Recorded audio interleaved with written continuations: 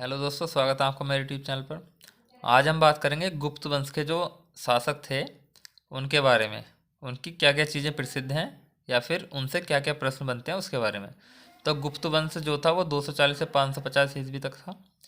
श्रीगुप्त जो थे इन्होंने मिरग सिखावन में 24 गांव दान दिए थे। 6 महाजनपदों को जीता था श्रीगुप्त ने।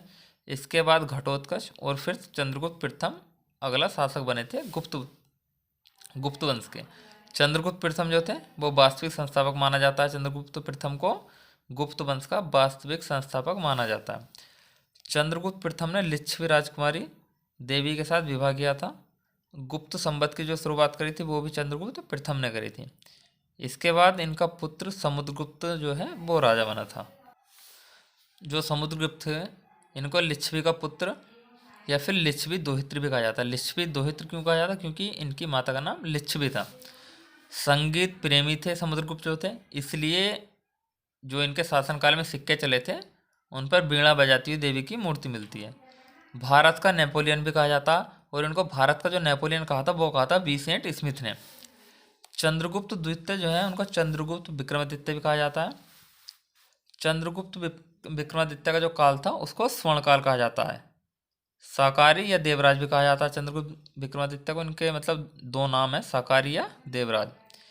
चंद्रगुप्त विक्रमादित्य ने सको का मतलब विदेशी आक्रमणों को विफल किया था। चांदी के सिक्के इन्हीं ने शुरू करे थे। चीनी यात्री जो था फाहियान वो भी चंद्रगुप्त विक्रमादित्य के शासनकाल में आया था।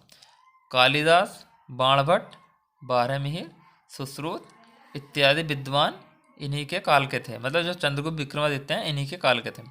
आर्यभट्ट जो खगोल वैज्ञानिक थे और गणितज्ञ भी थे, ने सूर्य सिद्धांत की रचना की थी। बारहमिहिर जो थे खगोल शास्त्री थे। ये क्वेश्चन काफ़ी बार पूछा गया कि बारहमिहिर क्या कौन थे? एक खगोल शास्त्री। कालिदास ने मेघदूत और कुमार संभव की रचना की थी। इसके बाद कुमारगुप्त अगला शासक बने। जो कुमार गुप्त थे इनको महेंद्रादित्य भी कहा जाता है। नालंदा विश्वविद्यालय जो है उसकी स्थापना कुमार गुप्त ने ही की थी। इसके बाद स्कंदगुप्त अगला शासक बना। जो मुद्रा थी मुद्रा पर म्यूर और गरुण बने हुए थे। जो कुमार गुप्त के शासनकाल में मुद्राएं चली थी उन पर म्यूर और गरुण बने हुए थे। स्कंदगुप्त जो थे उनको शुक्रादित्य भी कहा जाता था।